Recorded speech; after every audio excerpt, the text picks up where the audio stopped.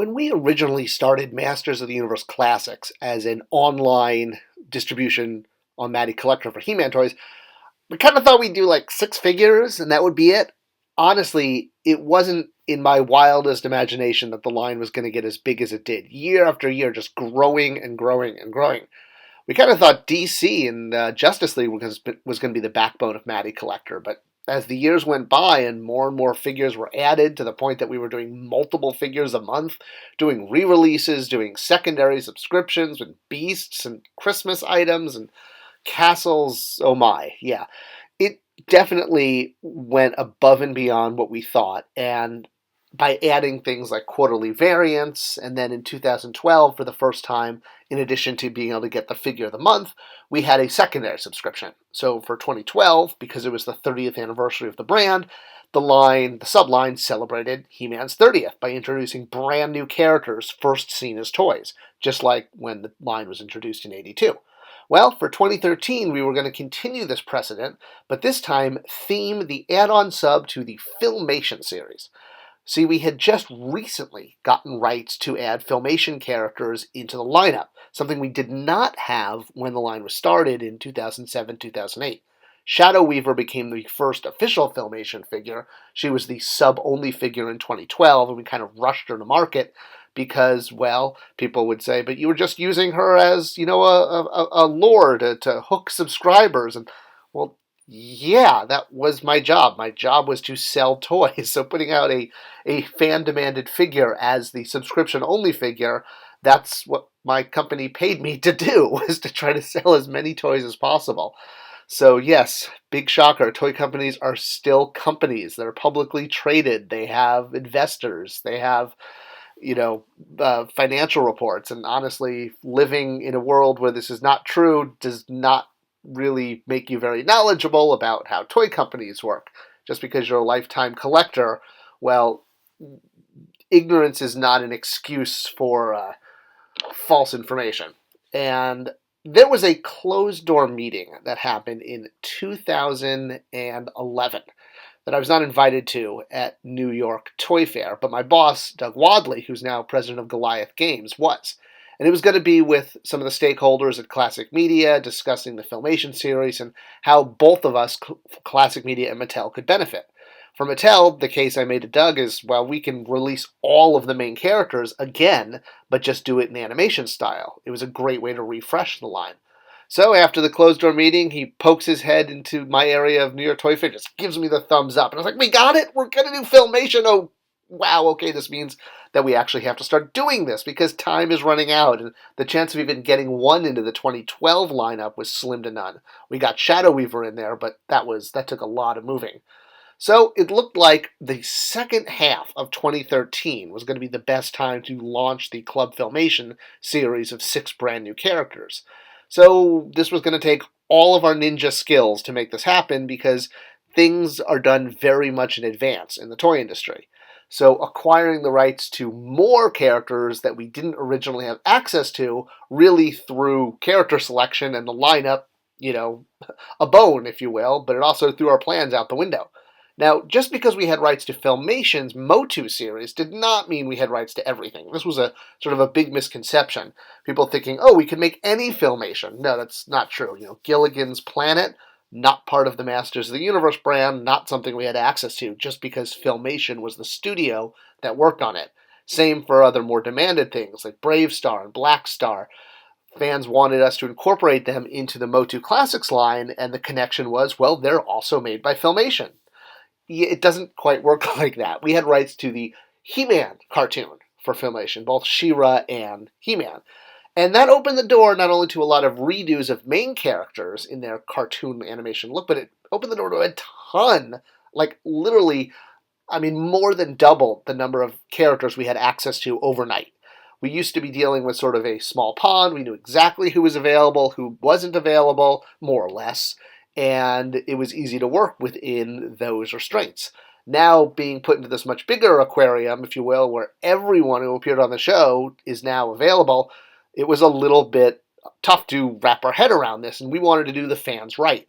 So the first thing I did was head over to some of the fan sites like He-Man.org and looked to see who people were talking about on the fan site of who they wanted to pick out of the Filmation lineup to put into the toys.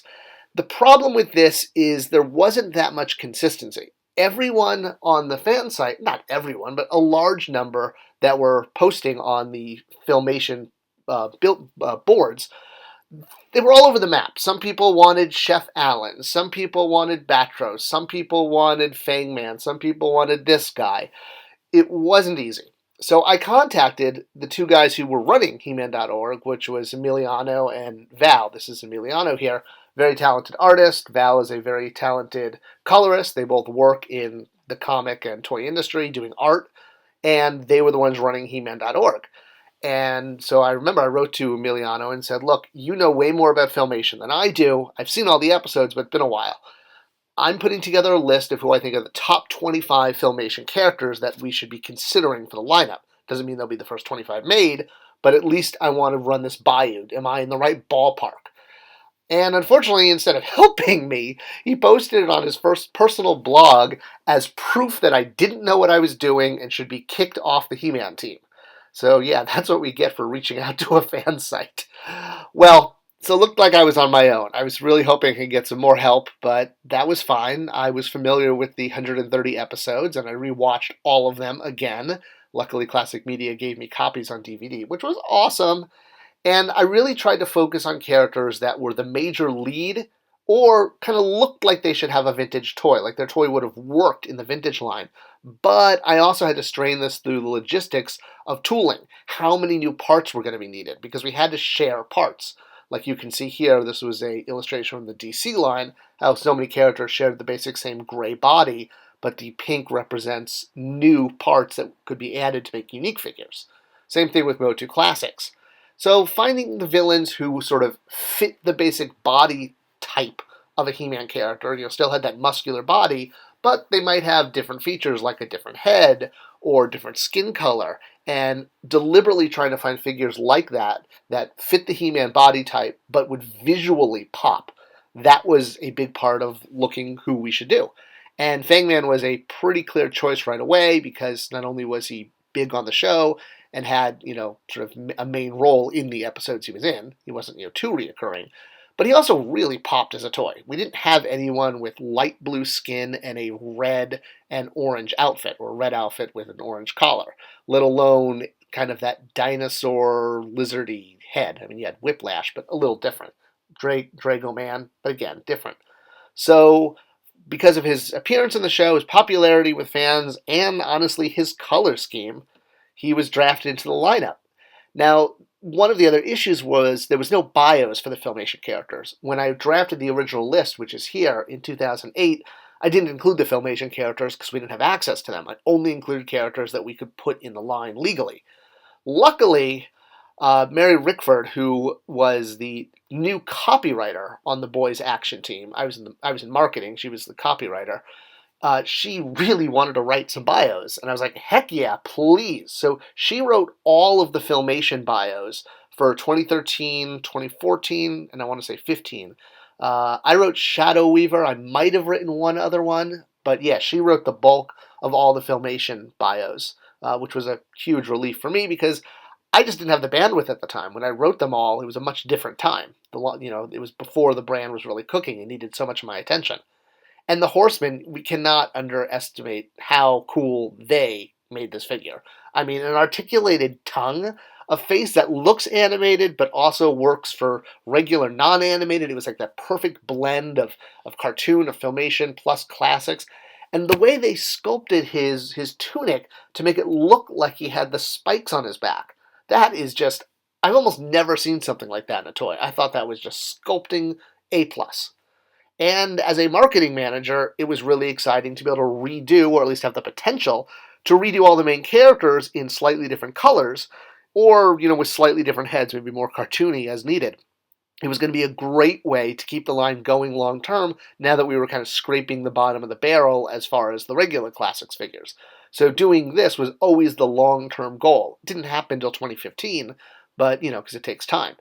Until then, we were pretty satisfied to just sort of comb through the series and look at all the cool designs and say who would make the best figure, but who also has the existing body type.